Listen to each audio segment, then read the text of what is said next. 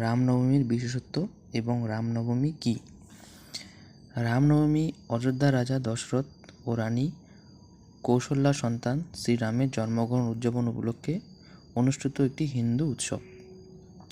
শ্রীরাম শ্রী বিষ্ণুর সপ্তম অবতার, ভগবান বিষ্ণুর মানবীয় রূপের প্রাচীনতম অবতার। এই পবিত্র দিন শুক্লপক্ষের নবম দিনে পড়ে। হিন্দু পঞ্জিকার চৈত্র মাসের নবম দিন। চৈত্রের 9 দিনে বসন্তের নবরাত্রি পালন করা হয়। রামনবমী সবচেয়ে গুরুত্বপূর্ণ দিন হিন্দু উৎসবের মধ্যে একটি। এই নবমীতে দেবী পার্বতী আবির্ভূত হয়েছিলেন, তাই এই দিনকে সনাতন ধর্মের বিশ্ব মাতৃ দিবস হিসেবে পালন করেন সনাতনীরা।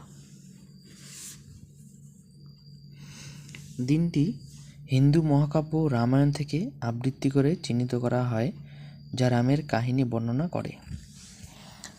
হিন্দুরা মন্দিরে গিয়ে প্রার্থনা করে, উপবাস করে, আধ্যাত্মিক বক্তৃতা শুনে এবং ভজন কীর্তন গেয়ে উদযাপন করে।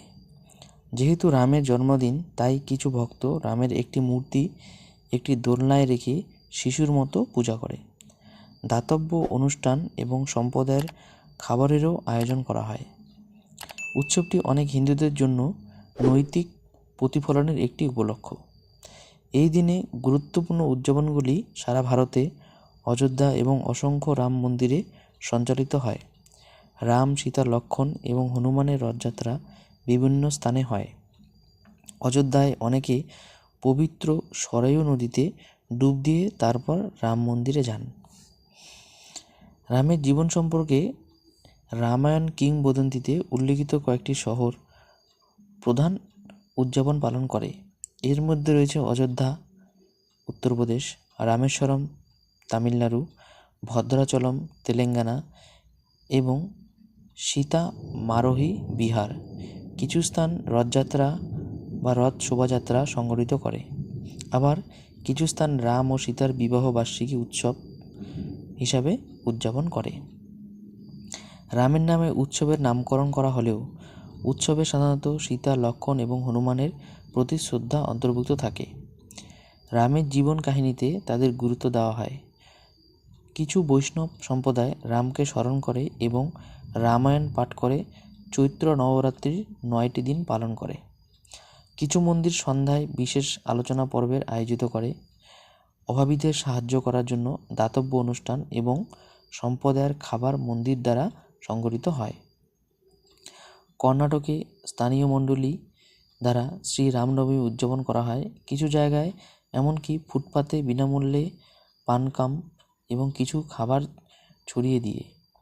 উপরন্তু কর্ণাটকের বেঙ্গালুরুতে শ্রী রাম সেবা মণ্ডলী চাম রাজপেট ভারতের সবচেয়ে মর্যাদাপূর্ণ মাসব্যাপী শাস্ত্রীয় সঙ্গীত উৎসবের আয়োজন করে। এই 80 বছরের পুরানো বাদ্যযন্ত্রের অনন্যতা হলো যে ভারতীয় শাস্ত্রীয় সঙ্গীত শিল্পীরা তাদের ধর্ম নির্বিশেষে উভয় ধারার, যেমন কর্ণাটিক এবং হিন্দুস্তানি, রাম এবং সমবেত শ্রোতাদের কাছে তাদের সঙ্গীত পরিবেশন করতে নেমে আসেন। উড়িষ্যা, ঝাড়খণ্ড এবং পশ্চিমবঙ্গের মতো পূর্ব ভারতীয় রাজ্যে জগন্নাথ মন্দির এবং আঞ্চলিক বৈষ্ণব সম্প্রদায় রাম নবমী পালন করে এবং গ্রীষ্মকালে তাদের বার্ষিক জগন্নাথ রথযাত্রার প্রস্তুতি শুরু করার দিন হিসেবে এটিকে বিবেচনা করে। ইসকনের সঙ্গে যুক্ত ভক্তরা দিনের উপবাস রাখেন।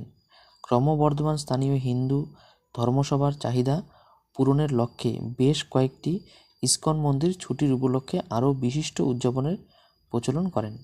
যদিও এটি ছিল ঐতিহ্যবাহী গৌরাব্দ বর্ষপঞ্জির একটি উল্লেখযোগ্য অনুষ্ঠান, যেদিন ভক্তরা একটি নির্দিষ্ট অতিরিক্ত দিন উপবাস পালন করে।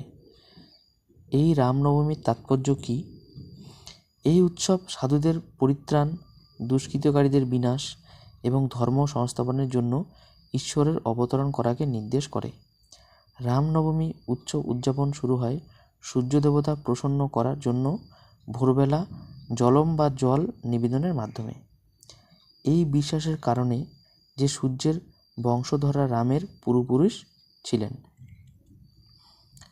ভিডিওটি ভালো লাগলে অবশ্যই বন্ধুরা লাইক এবং সাবস্ক্রাইব করুন। ধন্যবাদ।